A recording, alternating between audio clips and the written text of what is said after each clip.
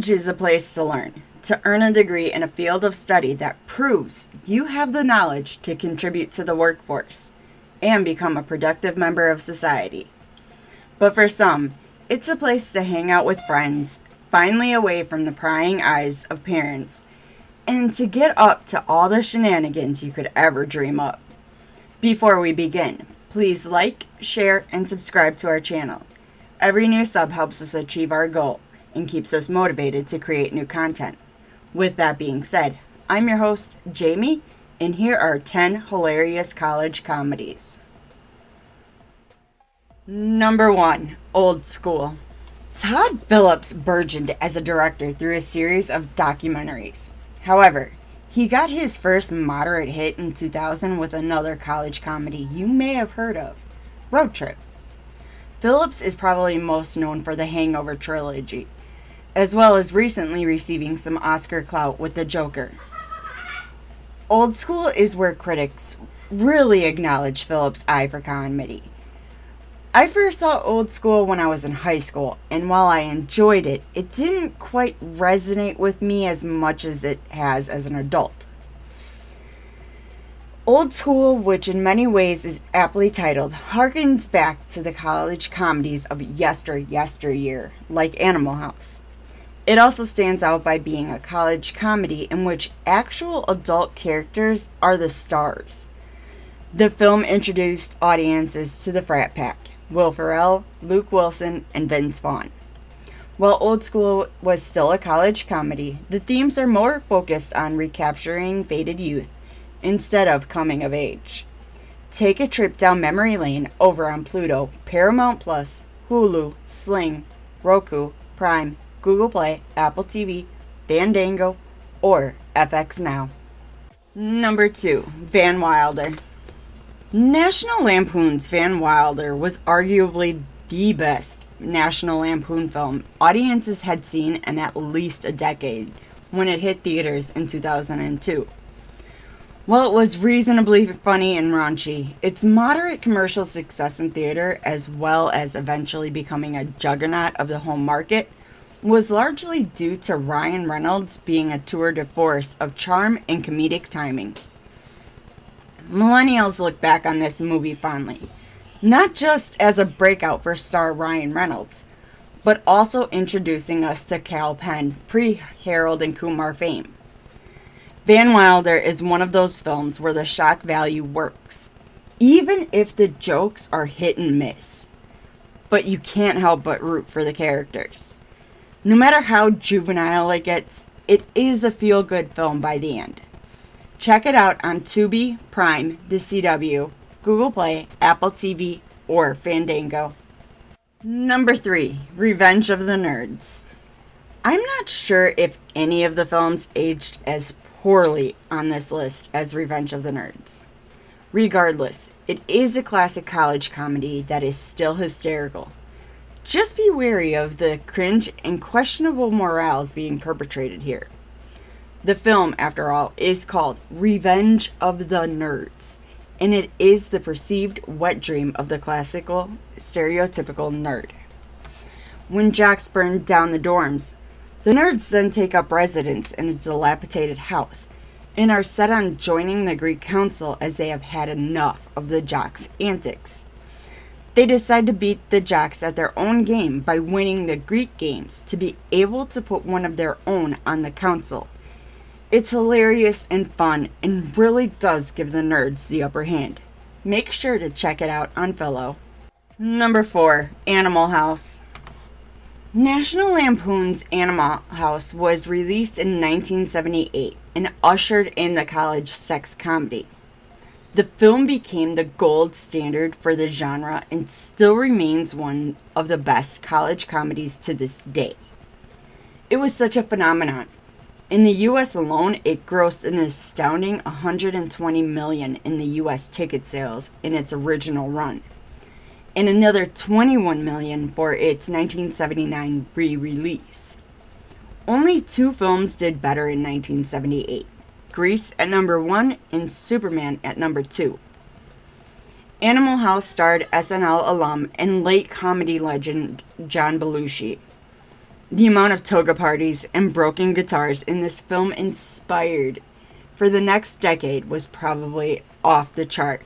Take some time to check out this party on Prime, Roku, Google Play, Apple TV, or Fandango. Number 5. Accepted.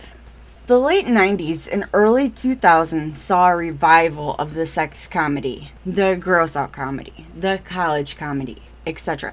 Thanks to the likes of smash hits like There's Something About Mary and American Pie. Many rowdy romps were lost in the gulf of films, especially by the mid-aughts.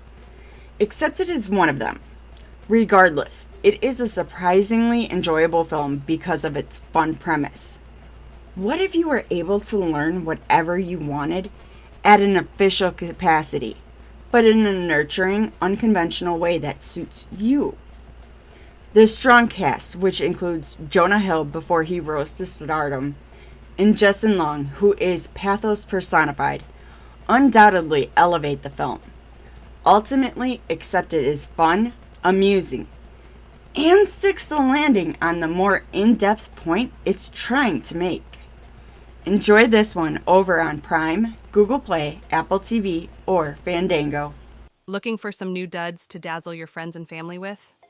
Support Fat Ninja Studios by heading over to fatninja.shop and checking out our very own merch store.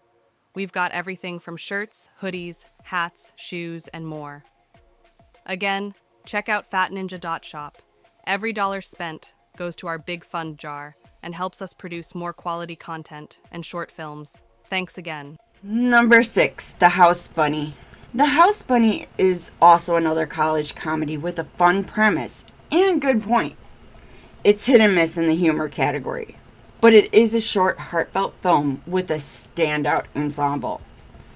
Anna Faris of Scary Movie fame has incredible comedic chops and can carry a film. One could watch The House Bunny for her alone. That being said, throw in Kat Dennings and Emma Stone into the mix, both who are creme de la creme of actresses with a knack for comedy. You've got a top-tier recipe for laughs. The exceptional cast is what's giving The House Bunny its status as a college comedy. So have some fun over on Netflix, Prime, Google Play, Apple TV, or Fandango. Number 7, American Pie 2. As you must have figured out by now, Fat Ninja Studios has a handful of writers contributing to this content. So when you hear I, it usually refers to the individual who submitted the write-up. I'm bringing this up only because American Pie 2 is one of my favorite films. Period. Whether that brings some shame to my film studies degree or not.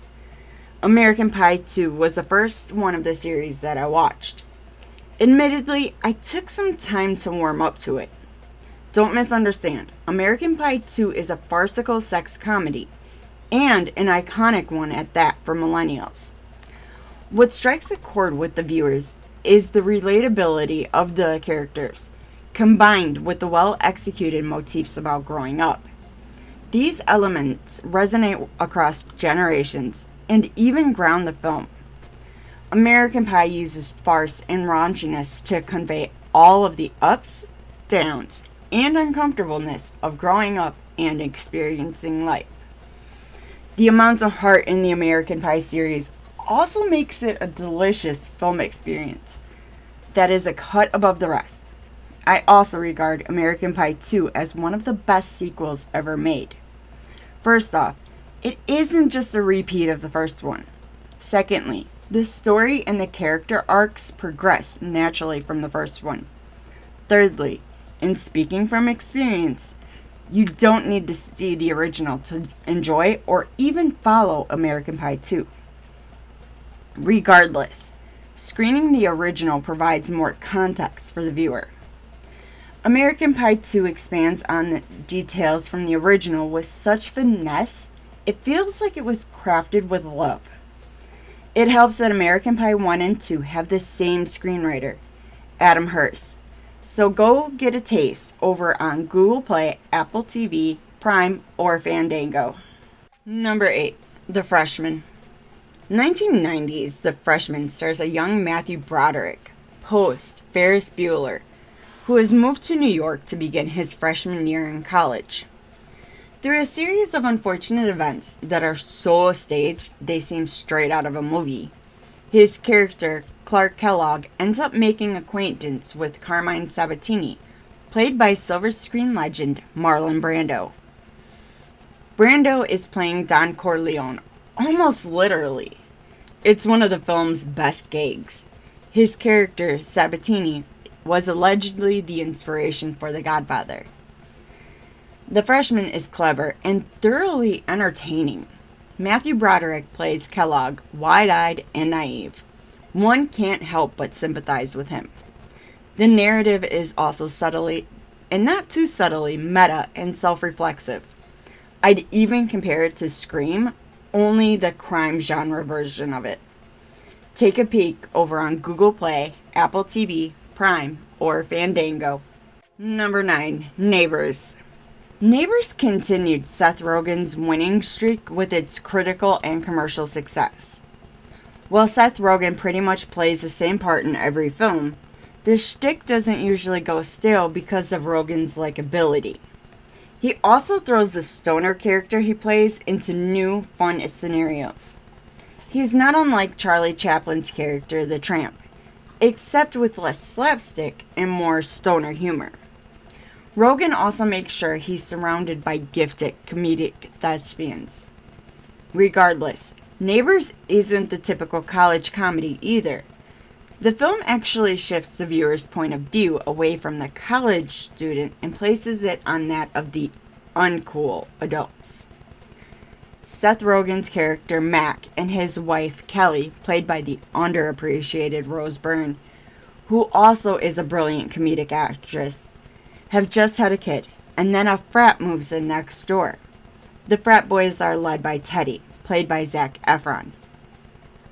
The chemistry between Efron and Rogen is palpable, and they play off one another so well. Summed up, Neighbors is a consistently comical college comedy with plenty of antics, and a great ensemble. Also, check out Neighbors 2, which is an honorable mention in my book. It doesn't get enough credit for how funny it is, and how it plays with the genre tropes, particularly on gender roles. Either way, enjoy this over on Google Play, Prime, or Apple TV. Number 10. Legally Blonde. 2000's Legally Blonde is the 90s girl power college comedy we need now. This film undoubtedly revealed the star Reese Witherspoon was destined to be. She was impeccable in this intelligent, hilarious comedy. The motif was simple. We shouldn't judge based on appearances. That is such a universal theme, and it came in a heartfelt, funny, and well-executed package that is Legally Blonde. Following Elle go from a fashion major to a bright lawyer who cracked the case in her freshman year, we really saw that you can't judge any book by its cover, and knowing hair care might just be more important than you think. While Legally Blonde 2 didn't quite live up to the first, a third direct sequel is allegedly in works, and if the studio plays it smart, it will be as relevant as ever. Either way, enjoy this adventure on Max, Hulu, Prime, Fandango, Google Play, or Apple TV.